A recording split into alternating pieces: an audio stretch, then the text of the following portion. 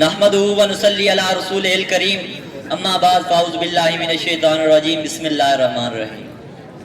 جتنے غریب گھر ہیں اجالوں سے دور دور، اتنی ہی روشنی میں ستاروں سے چھین لوں۔ جتنے غریب تن ہیں چادروں سے بے نیاز، اتنی ہی چادریں میں مزاروں سے چھین لوں۔ اتنی تو جرتیں ہوں میری کم سے کم بلند، شاہوں کے تاج فقط اشارے سے چھین لوں۔ جناب صدر اور معزز سامعین کرام السلام علیکم۔ آج کا میرا موضوع اظہار سخن، کرپشن نام ہے جس کا سبب ہے میرے زوال کا۔ یہ اظہار ندامت ہی تو ہے کہ نہ ہم اپنے من میں ڈوب پائے اور نہ اپنی زندگی کا سراغ پا سکے۔ زیر بحث موضوع دراصل ایک پکار ہے، سوچ بچار کی، احتساب کی اور صحیح لاہ عمل کے انتخاب کی۔ یہ گہرا طنز ہے عصر حاضر پر اور دعوت غور و فکر ہے کہ صحراؤں سے اٹھ کر زمانہ وقت تھامنے والوں کے لیے آج زوال کیوں؟ خودی میں ڈوبنے والوں کے ہاتھوں میں آج کا سائے گدائی کیوں؟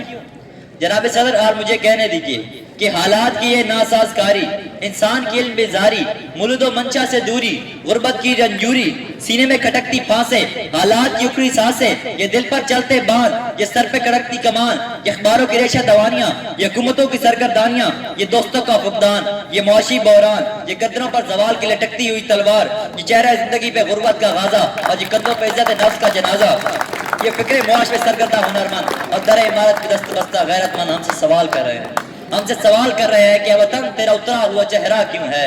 عرفہ و بامو شبستہ میں اندھیرا کیوں ہے؟ دت پلکوں سے لہو بن کے چھلکتا کیوں ہے؟ ایک ایک سانس پہ تنقید کا پہرا کیوں ہے؟ ایک ایک سانس پہ تنقید کا پہرا کیوں ہے؟ جناب صدر، کرپشن صرف رشوت کا نام نہیں بلکہ اپنی عہد و اعتماد کو توڑنا، مالی یا معدنی ضابطوں کی خلاف ورزی، ذاتی یا دنیاوی مطلب نکالنے کے لیے کسی کے مقدس نام کو استعمال کرنا بھی کرپشن ہے۔ کرپشن چوت کے مرض کی طرح پھیلتا ہے اور یہ ایک ایسا موذی مرض ہے جس نے انسان کی سیاسی، سماجی اور معاشرتی زندگی کو تباہ کر دیا ہے۔ جناب صدر، قحط و رجال بڑھتا چلا جا رہا ہے۔ تہذیب و تمدن کے پیمانے ٹوٹ پھوٹ کا شکار وقت کی ناقدری کا گلہ کر رہے ہیں۔ آج ہم زوال کی آخری حدوں کے بھی آخر تک جا پہنچے ہیں کیونکہ کرپشن ہمارا شعار بن چکی ہے۔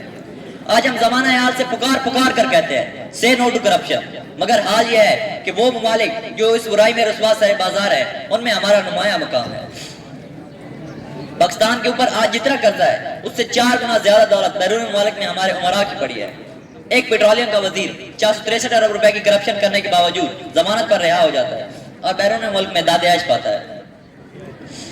پی آئی اے، کراچی سٹیل مل، ریلوے، وابڈا، پانی کے ٹینکروں اور حتیٰ کہ جان بچانے والی ادویات کی کاروبار بھی اس کرپشن کا شکار ہیں۔ جناب صدر، کیا ہم اسی پیغمبر اعظم صلی اللہ علیہ وآلہ وسلم کو ماننے والے ہیں کہ جنہوں نے ارشاد فرمایا رشوت دینے والا اور رشوت لینے والا دونوں جہنمی ہیں؟ آج ہر شخص اس سے بے نیاز نظر آتا ہے لیکن سچ تو یہ ہے کہ ہر شخص اس میں ملوث ہے۔ چپراسی سے لے کے صدر تک، کلرک سے لے کے گورنر تک، ہر شخص کے ہاتھ اس سے رنگے ہوئے ہیں۔ اگر اس دور میں واقعی کوئی شخص اس سے بے نیاز ہے تو وہ اس دور کا ولی ہے، کیونکہ یہاں تو ایمان کا سودا ہوتا ہے اور ضمیر بکتے ہیں، یہاں تہذیب بکتی ہے، یہاں فرمان بکتے ہیں، ذرا تم دام تو رکھو، یہاں ایمان بکتے ہیں۔ جناب صدر، آئیں اس سے اجتناب کا عہد کریں کیونکہ گفتار کے غازی کوئی عزت و اہمیت نہیں رکھتے۔ وائے ناکامی متاع کارواں جاتا رہا، کارواں کے دل سے احساس زیاں جاتا رہا۔ آپ کی سماعتوں کا شکریہ۔